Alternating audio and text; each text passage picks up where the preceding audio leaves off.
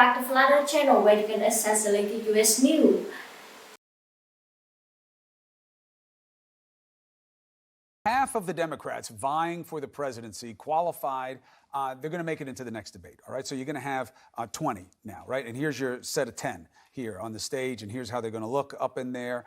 Andrew Yang. See that good looking guy? A couple to the right on your screen from Elizabeth Warren. He will likely continue. That was funny, right? He will likely continue to push his proposal to give every American $1,000 a month in what he calls the freedom dividend. Bernie Sanders, who will be standing just 4 podiums away, says guaranteed federal jobs are the way to do it, not just a handout. We got Andrew Yang here. Thank you very much. But as promised before, on immigration, look, Rick Santorum, the president, Ken Cuccinelli, they're not wrong. There are rules. And what they're saying is we've been too lax on the rules for too long, and somebody needs to restore order.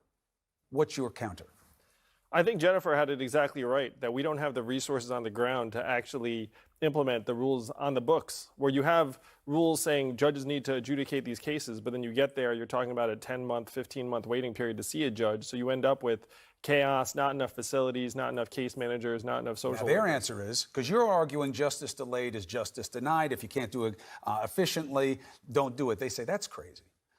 Because these people aren't supposed to be here. They've been given a free pass. What about me? What about my resources for me and my family? You're just finding an excuse to be soft. Well, the rules are the rules on the books, hard or soft. We just need to actually implement them as they're written. And to me, a lot of the discussion around immigrants, saying, by the way, is missing the point, where we're scapegoating immigrants for economic problems, when if you go to a factory, it's not wall-to-wall immigrants you'll find in Michigan or Ohio or Pennsylvania. It's wall-to-wall machine arms, robots, automation. To me, the immigration discussion is unfortunately scapegoating people for something they have nothing to do with. But unless you want to live out the matrix, people attach animus to other people. And if they want to talk about who they're afraid of and what they feel displaced by, they're going to look to people. This president knows that.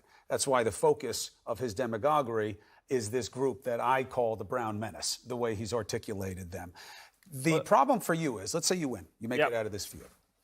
Now you're going to be standing with a guy who says, this is one of the oldest oppositional statements in politics. I'm about being tough on crime. You are soft. And tough usually wins. You say, well, you can't enforce the laws on the books. I don't think that's enough. Well, we have to solve the problems that got Donald Trump elected in the first place. And when I go around the country and I talk to people in Ohio or Iowa or Pennsylvania, and I say, look, it's not immigrants, it's automation, thousands of Americans, a light bulb goes off. I've yet to have someone say, but I really think it's the immigrants. Because as soon as you say it out loud to someone, they realize, oh, wait, when I go to my supermarket, what do I see? One of those self-serve kiosks. When I go to my Walmart, what's going on? A robot patrolling the aisles. They see it around them, and then immediately they realize, oh, wait, there's something bigger going on here. But do you think that works? If he's hammering on the fact that he's going to be tough on this, he's building a wall. We know that a majority of the American people think that a wall as part of a system of keeping us safe is good. A boundary system is good. You're just going to say, don't worry about that? Well, we need to enforce our borders. We need to actually have the resources in place to enforce the rules as they're written.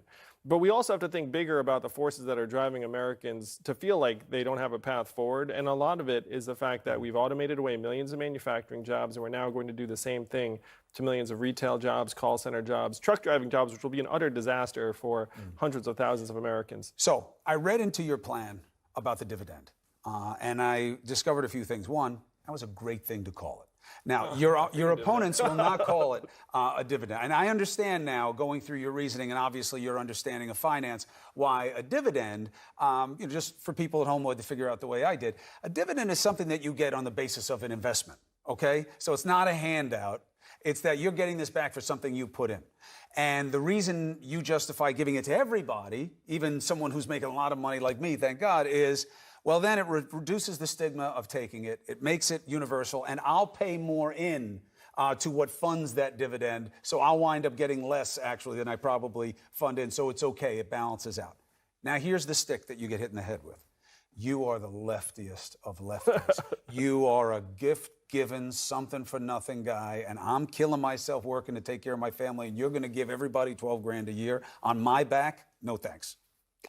Well, again, Americans are wising up to the fact that you have Amazon, this trillion-dollar tech company that's closing 30% of our stores and malls and paying zero in taxes while doing it. So you have to ask, who are the big winners in the 21st century economy? It's Amazon, Google, Facebook, Uber, companies that are excellent at not paying a whole lot. I agree. Make them pay a lot of taxes and use it to pay down our debt and all those other things, so I pay less taxes. Well, Dividends, what we do is we get our fair share of every Amazon sale, every Google search, every Facebook ad. A study just came out that said our data is now worth more than oil. And what I'm asking people, Americans around the country, do you remember getting your data check in the mail?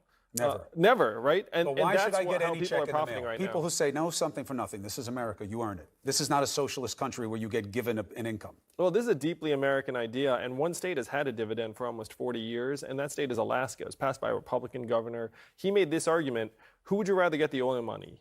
The government, who's just going to mess it up somehow, or you, the Alaskan people? But we're at the same point where what oil is to Alaska, technology is to the entire country. So what do you say to Bernie saying, because it's not like he's known to not be left.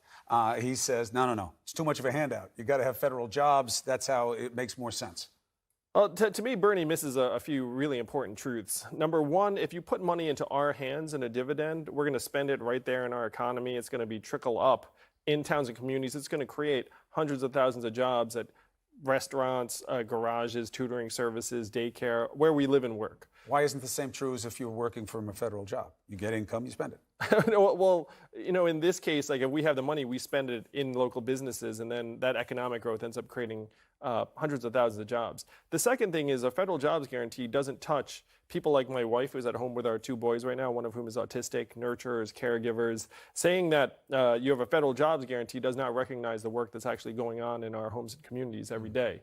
The third thing is that Bernie somehow imagines that millions of Americans aspire to work for the government, which we do not. If you think about a federal jobs guarantee in practice, who says what the jobs are? What if you don't like that job? What if you're not good at that job? Who manages you?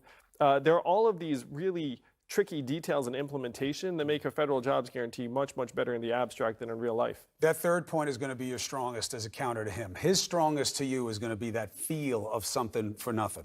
And there's subtlety here, and there's nuance, and that's hard to get across in politics, but that's why we invite you on the show to be tested and make your case. Andrew Yang, congratulations on being on the big stage. Thanks, Chris. Appreciate it. All right, I'll be seeing you there. All right, thank you very much. All right. Thank you for listening. See you in the next video. Goodbye.